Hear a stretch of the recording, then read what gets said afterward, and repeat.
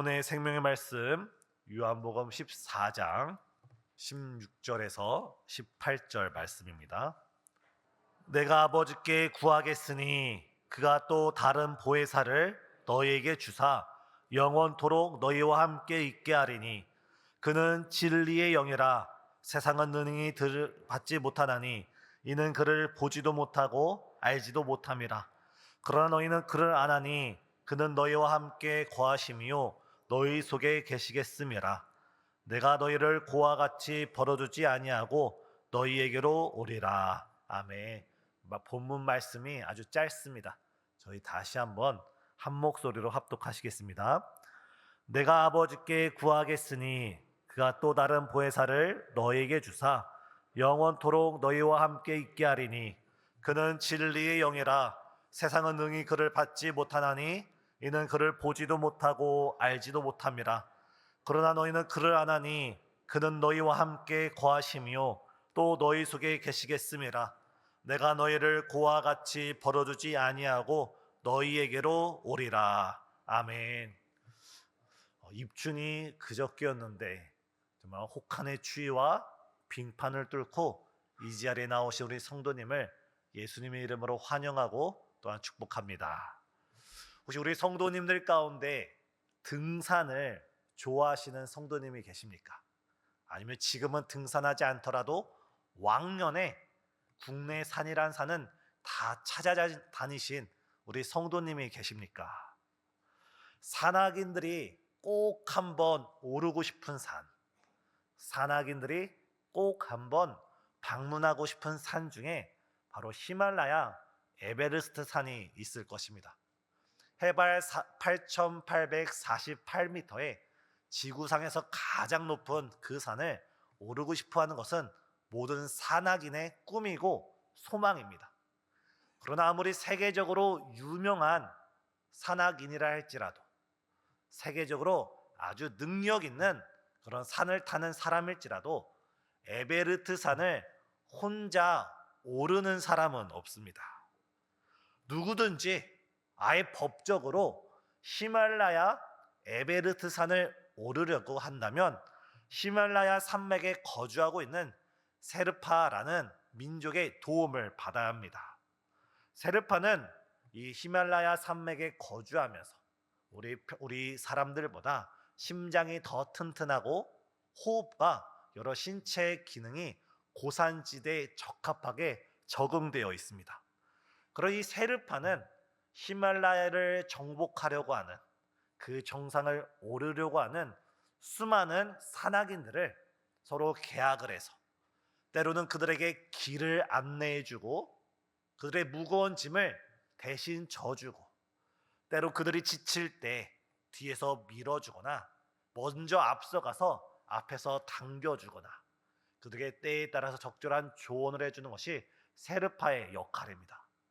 그래서 네팔은 이 히말라야를 오르는 모든 산악인들을 홀로 오르게 하지 않고 반드시 이 세르파와 계약을 맺어서 함께 오르도록 정해 놓았습니다.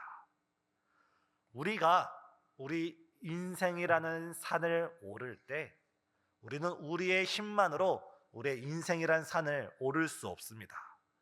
어리석은 사람, 가장 어리석은 사람은 하나님이 없다 하면서 이 인생이란 산을 오르려 할 때 나의 힘으로 나의 능력만 의지해서 오르려는 사람이 가장 어리석은 사람입니다. 하지만 지혜롭고 슬기로운 사람은 나의 힘으로 이 인생을 오르는 것이 아니라 바로 우리 성령 하나님을 의지하면서 성령 하나님의 이끄심 가운데 이 땅을 살아가는 사람이 가장 지혜로운 사람인 줄 믿습니다. 오늘은 보혜사 성령 하나님에 대해서 함께 말씀을 나누실 때 이 보혜사 성령 하나님의 놀라운 은혜가 이곳에서 예배드린 모든 성도님 삶에 충만하길 예수님의 이름으로 축복합니다. 셰르파가 산을 오르는 산악인의 짐을 대신 져주는 것처럼 우리가 이 세상에서 수고하고 무거운 짐 졌을 때 성령께서는 우리의 그 짐을 대신 져주시고, 아니 엄밀히 말하면 그 세상의 무거운 짐을 질 수 있는 능력을 우리에게 주시고 우리에게 새 힘을 공급해 주시는 줄 믿습니다. 우리가 인생에 혼란스럽고 갈 길을 알지 못하고 어느 길이 옳은지 헷갈릴 때 우리 성령 하나님께서는 우리의 길을 밝혀주시고 우리 뒤에서 밀어주고 우리 앞에서 당겨주며, 마치 졸업식 노래와 같죠. 뒤에서 밀어주고 앞에서 당겨주며 우리 생이 끝나는 그날까지 우리와 함께 하신 분이 우리 보혜사 성령 하나님이십니다. 예수님은 성경에서 보혜사라는 말을 5번 말씀하셨습니다. 요한복음에서 4번 말씀하셨고 요한일서 2장 1절에서 한 번 언급했습니다. 오늘 저는 그 가운데 요한복음 14장 16절에서 말씀하신, 그리고 설명을 하다가 말씀을 전하다가 26절에서 말씀하신 이 보혜사 성령 하나님에 대해서 함께 나누려고 합니다. 보혜사란 우리나라 말로 한자어로 말할 때 지킬 보, 무언가를 지키다 할 때 보, 또한 은혜, 해, 또한 스승사입니다. 다시 말해서 우리를 지키시고 은혜를 주시는 스승이 바로 보혜사 성령님입니다. 우리를 지키고 은혜를 주시는 스승이라고 할 때 크게 와닿지 않을 수 있습니다. 헬라어를 보면 이 뜻은 여러 가지 뜻을 가지고 있습니다. 가장 먼저는 우리 곁에서, 우리 가장 지근거리에서 우리를 돕는 자, 혹은 우리를 위로하는 자, 혹은 우리의 상담자, 혹은 중보자 등 다양한 의미로 해석될 수 있습니다. 하지만 헬라어의 이 보혜사라는 단어를 우리나라 말로 명확히 한 단어로 이야기 드리기에는 너무나 다양한 의미가 있고 너무나 깊은 은혜가 있기에 한 단어로 다 풀어 말씀하지 못합니다. 마치 다이아몬드 같습니다. 우리 성도님 다이아몬드를 딱 볼 때, 전 한 번도 본 적이 없습니다. 다이아몬드를 딱 볼 때 이 다이아몬드를, 이 캐럿을 햇빛에 딱 비쳤을 때 이 다이아몬드의 햇빛이 어떤 각도로 비춰지는지에 따라, 우리가 이 다이아몬드를 우리 눈높이 어디에 비추는지 따라 햇빛이 다이아몬드를 통과하면서 여러 개의 프리즘이 나타나면서 다양한 색깔을 나타내듯이 성령 하나님께서, 하나님의 그 영광의 빛을 성령 하나님께서 우리에게 비춰주실 때 때로는 슬픔 가운데 있는 자들에겐 위로로 찾아가시고, 때로는 마땅히 기도할 바를 알지 못하나 기도하지 못하는 이들에겐 말할 수 없는 탄식으로 우리 성령께서 중보해 주시는 줄 믿습니다. 이 자리 우리 성도님께서 다양한 기도 제목으로 나오고 다양한 문제 가운데 이 자리에 앉아 있을지라도 성령 하나님께서 이 시간 우리에게 빛을 비춰주실 때, 우리에게 주의 은혜의 빛을 비춰주실 때 우리에게 가장 적합한, 나에게 가장 적합한 은혜를 주께서 허락하여 주시는 줄 믿습니다.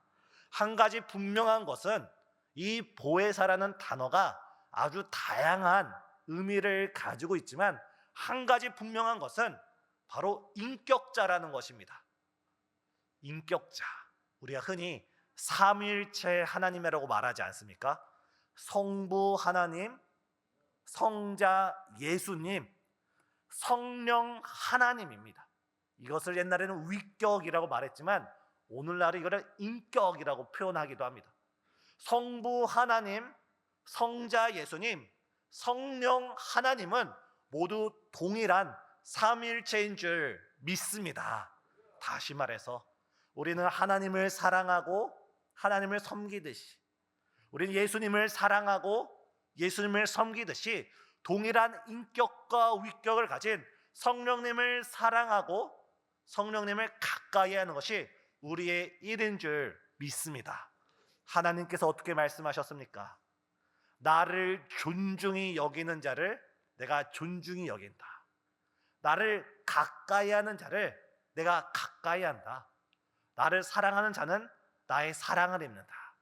이 말씀이 삼위일체 하나님께 그대로 적용될 때 우리가 이 시간 성령님을 존중히 여길 때, 성령께서 우리에게 더욱더 큰 은혜를 베풀어 주시고, 우리가 성령님을 가까이 하고 더 가까이 할 때 주께 더 큰 성령의 큰 은총을 우리에게 베풀어 주시는 줄 믿습니다.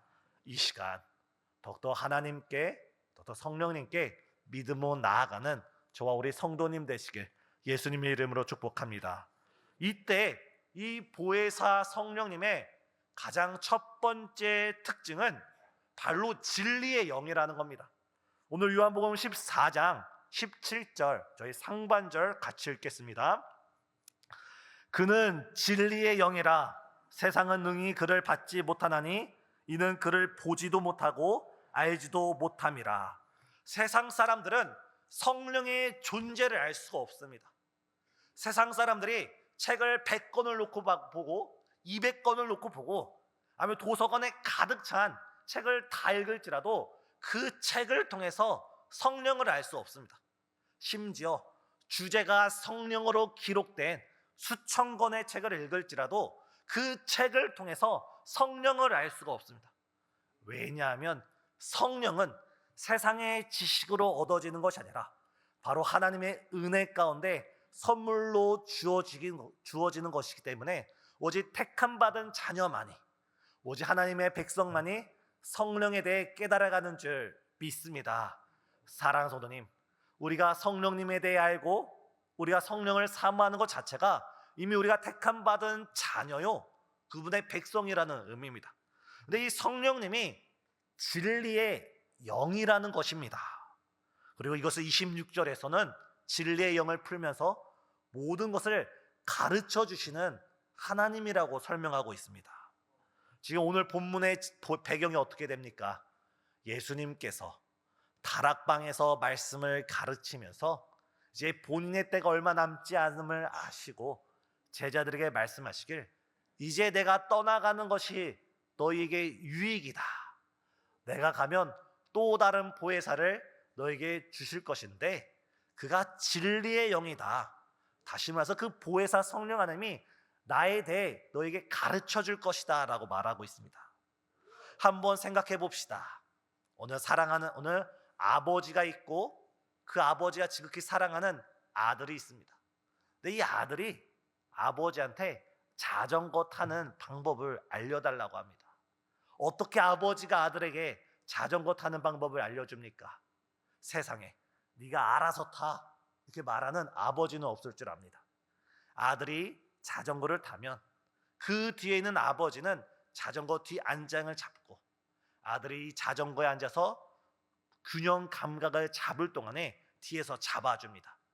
그러다 균형 감각이 맞춰지게 되면 그때 아버지는 아들에게 이제 페달을 밟아보려.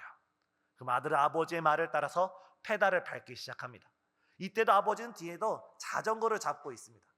그러다 어느 정도 아들이 페달 밟는 것이 익숙해질 때 아버지는 아들 몰래 자전거에 손을 살짝 띱니다.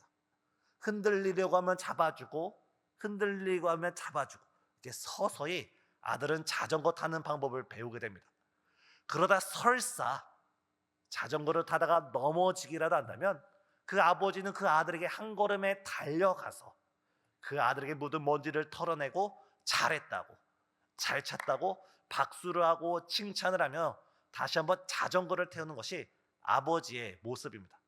바로 진리의 성령님께서 바로 우리에게 이렇게 사랑 가운데 가르쳐 주신다는 겁니다.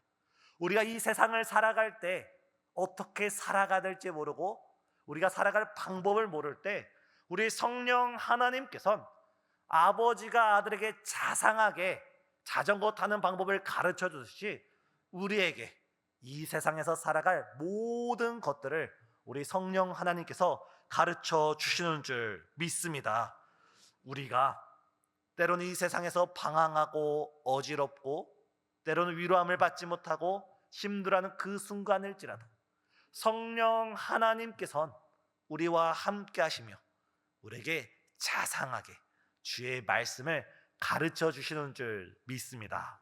이때 성령 하나님께서는 우리에게 가르쳐 주실 뿐만 아니라 생각나게 하시는 분이십니다. 무엇을 생각나게 하십니까? 예수님이 떠나시고 예수님이 계시지 않을 때 성령께서 가르치시면서 생각나게 하는 것은 바로 예수님을 생각나게 하고 예수님의 말씀을 생각나게 하시는 분이 바로 성령님입니다. 삼위일체 하나님을 바라볼 때 아주 재미난 표현이 있습니다. 하나님은 자기 자신을 계시하십니다. 예수님은 어떤 분이십니까? 내가 곧 길이요 진리요 생명이니 나로 말미암지 않고는 아버지께로 올 자가 없다. 하나님은 자기 자신을 계시하시고 나타내시고 예수님은 예수님을 믿는 사람들로 하여금 모든 백성을 하나님께 인도해 가십니다. 우리의 길이 되어주시고 진리가 되어주시고 생명의 통로가 되어주셔서 하나님께 접붙여 주시는 것이 예수님이십니다. 그런 성령님은 누구냐면 바로 성령님은 예수님을 드러내는 분이 바로 성령님이십니다. 이것을 우리에게 적용해서 보면 성령이 충만한 사람은 나 자신을 드러내는 사람이 아니라 성령이 충만한 사람은 오직 예수님을 자랑하는 사람인 줄 믿습니다. 성령이 충만한 사람은 나 자신을 높이는 것이 아니라 성령이 충만한 사람은 오직 예수님만 높이는 사람인 줄 믿습니다. 이처럼 보혜사 성령님은 생각나게 합니다. 누구를 생각나게 합니까? 예수님을 생각나게 하고 우리가 하루에 아침에 일어나서 하루를 살아갈 때 때로는 직장의 출근길 가운데 마음에 근심이 있는데 갑자기 나도 모르게 내 입속에서 찬양이 터져나오고 그렇게 외울 때는 안 외워지던 성경 구절이 생각나서 말씀을 붙잡을 때 바로 그때 성령께서 생각나게 하셔서 우리를 예수님께로 인도하신 분이 바로 성령 하나님인 줄 믿습니다. 오늘 아직까지 두 가지에 대해서 말씀을 나눴습니다. 보혜사 성령님은 우리에게 가르쳐 주시는 분이고 우리에게 생각나게 하시는 분입니다. 그런데 더 중요한 것이 17절 하반절과 18절에 있습니다. 저희 다 같이 읽겠습니다. 그는 너희와 함께 거하심이요 또 너희 속에 계시겠습니다. 내가 너희를 고와 같이 버려두지 아니하고 너희에게로 오리라. 이 보혜사 성령 하나님이 지금 어디 계십니까? 지금 보혜사 성령 하나님이 저 여의도에 계십니까? 아니면 이 보혜사 성령 하나님이 저 뉴욕에 계십니까? 오늘 말씀을 보면 그러나 너희는 그를 아나니 그는 너희와 함께 거하시며 지금 성령 하나님께서 보혜사 성령 하나님께서 우리 신생주한교회와 함께 하시는 줄 믿습니다. 보혜사 성령 하나님께서 다른 곳에 계시는 것이 아니라 지금 우리 마음속에 계시는 줄 믿습니다. 지금 성령님께서는 바로 우리 안에 계십니다. 내 안에 계십니다. 이것이 너무나 간단하고 너무나 기본적인 사실이지만 이 사실을 믿고 생각하고 우리가 깨달아서 날마다 성령께서 내 안에 있음을 우리가 체험하며 살아갑니다. 북아일랜드 출신의 장로교 목사였던 니콜슨 목사님이 계십니다.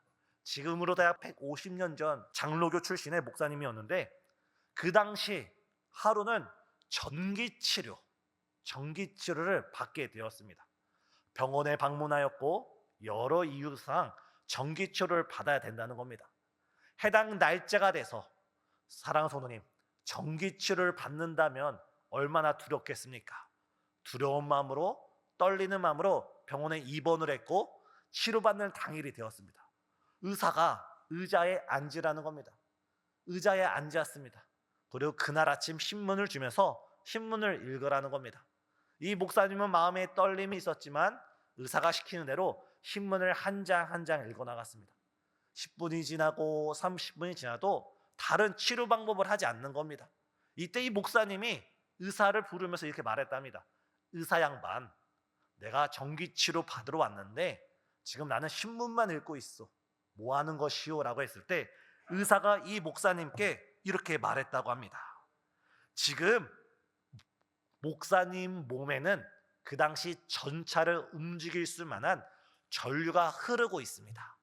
다만 그것이 목사님에게 해되지 않게 절연잔치를 다 해놔서, 제가 과학자가 아닙니다. 절연잔치를 다 해놔서 목사님 건강에 해가 입지 않지만 전기가 적절하게 흐르도록 우리가 조치해 놨습니다. 지금 이 목사님은 자기 몸속에 전기가 흐르고 있는 것을 알지 못했을 뿐이지 전기는 흐르고 있습니다.